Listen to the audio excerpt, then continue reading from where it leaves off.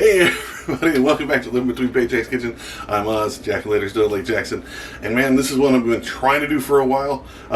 It's broke, it's a classic. My buddy who got me into Amp Garden, all the LARPing stuff, showed me how to do this back in the day, and I've always been terrified of trying to make it on a Rux or a Roo. It depends on which side of the Sabine River that how you pronounce that. So that's the thing. We're going to get into it. Before we do, be sure to like, share, subscribe, do all the YouTube-y stuff, ring the little bell so you get notifications when we do these Tuesdays and Fridays, and now we're putting up some randomly during the week other than I schedule stuff, so that'll be cool. Ring the little bell, get that. Also got a link down for our merch down the doobly-doo. We got like our aprons and fake hands and pot holders and spatulas and flippers and spoons all down in the thing. We very much appreciate that, and let's get into it. Shameless plug over. I want to make this and eat it. Okay, gonna need some chicken. I'm only gonna use like half this pack. I did get the chicken thighs. It is cheaper, just because I'm gonna be cutting it down, doesn't matter. Gonna need a little bit of olive oil or any kind of oil. Gonna need a thing of these biscuits. The cheaper the better. The little solid ones, flaky ones kind of suck. Gonna need 4 cups of the chicken broth, or you can just use water, but chicken broth always makes it taste better. You're also gonna need flour, a little bit of that, about a quarter to half cup. You're gonna need some butter. 4 tablespoons of that stuff, and then salt and pepper to your personal taste. It's up to you what you want to do with your salt and pepper, and oregano to those overseas. This is actually really good. It really brings out a flavor. First things first, get your chicken, make sure it's thawed. It always works better with unfrozen chicken. Started frozen, I'll let them thaw out, so do that. So you want to take these, and the thighs will generally like fold out, makes them easier to kind of keep track of. Get you a nice sharp knife. Shout out to Andy, thank you very much for the sharp knife. And then you want to cut these down into cubes, I guess. Just run your knife over them one way, then turn to the other way. You can take the little bits of fat and gristle out if you feel like it, or as my father said, that was always the best part. Take everything that just had chicken on it and wash it, because that's nasty. Get you a decent skillet. You're going to need 2 burners. So use your non-favorite back burner is going to do this. Get your olive oil, your pan lotion, just hit the bottom of it. Get like maybe tablespoon and a half. Let that in there, put it at medium high, let it heat up. Once it's heated up, just go ahead and throw that in there, like medium low, because this is going to cook while you're working on the rest of your soup. So you want it to slowly brown, but you don't want to do it totally. Get you a decent sized pot. You're going to need a okay sized pot for this. You're going to need to start it and cook everything at the bottom of it. You want 4 tablespoons. You can look at the side of the butter. The package actually has it listed. I haven't had any butter ever that didn't have that listed. Always check, make sure the bottom of your pot's kind of clean too. You want to put this at, again, medium high. Let it warm up, and then take that 4 tablespoons of butter. That's 4. And put it in there and let that melt. You're going to want a wooden spoon, or at least a spatula, whatever, is the way I was told here in the South. If you don't use a wooden spoon, like ancestors will come out of the graves and come and get you. So let's go ahead, let that butter, for the most part, melt all the way down.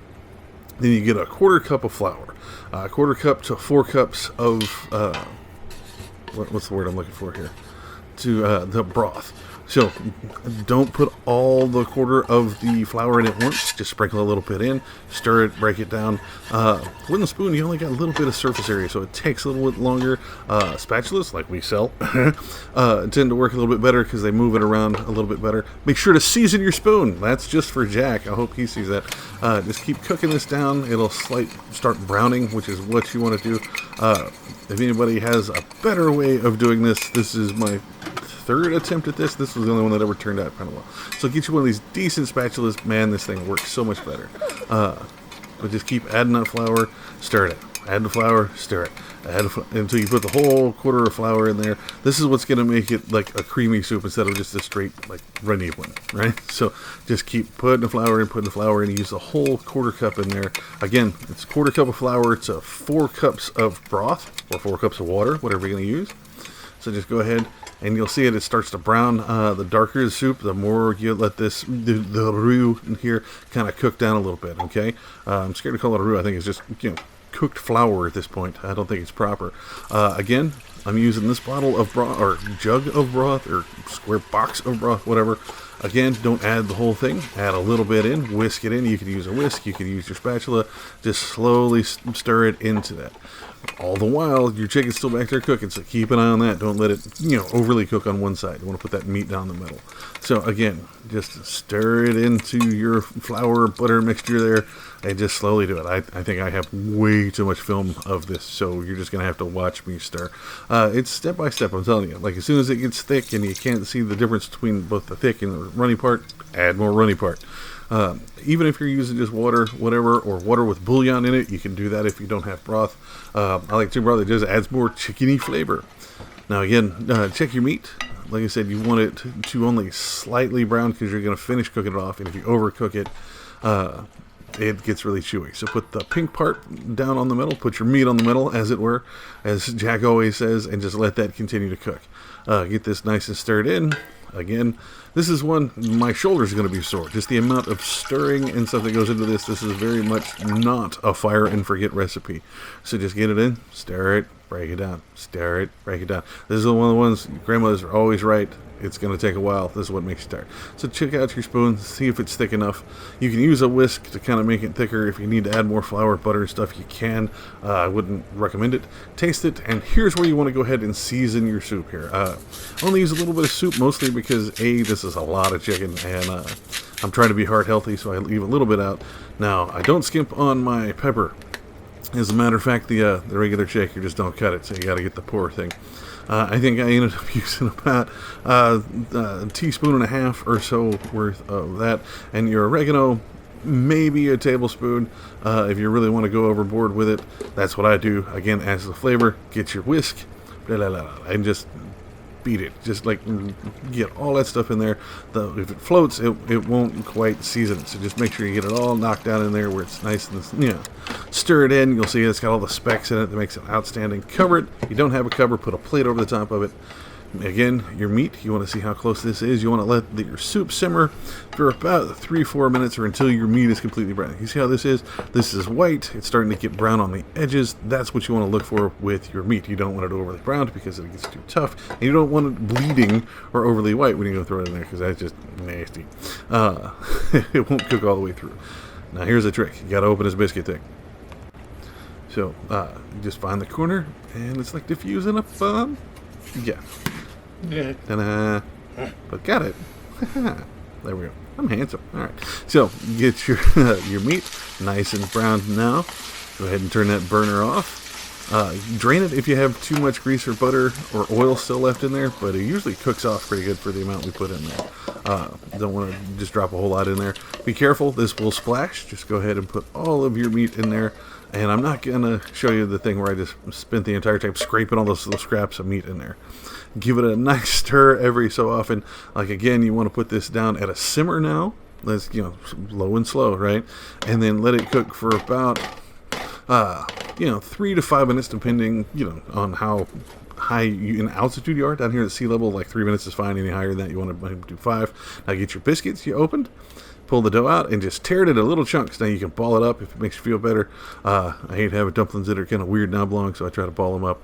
And then just drop them into your soup. This is the brokest part of making dumplings. Like, you can get flour and you can mix all this stuff up, or you can just get these cheap-ass biscuits, tear them up, throw it in there. It works. They taste great. Once you put these in here, you did the whole thing.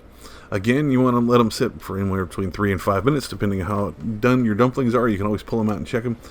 Again, keep a little stir. Your meat, most of the part, is going to be sitting on the bottom, so you don't want to sit too hard, so it'll start to cook, dry out, and burn at the bottom. So keep stirring it, even with your dumplings in there. They stick together relatively well, and it cooks relatively quick. So like 5 minutes, you're good to go. See, 5, yeah. And then after it's covered for 5 minutes, getting cooked, you see how the dumplings are all kind of cooked up and swelled up a little bit. But yeah, this ain't how my grandma used to do it. She probably slapped me for using the biscuits, but I'm broke, Grandma. This is what I got. I got limited time. So yeah, this is good to go. Turn the heat off, serve it up in a bowl. You can dress it however you want it. Always got to put it next to iced tea, just because, Texas.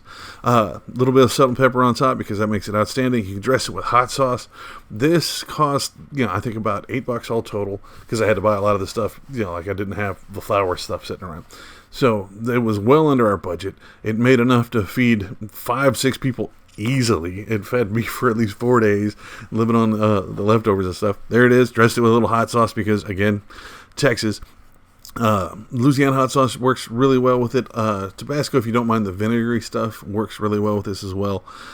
Try this out, man.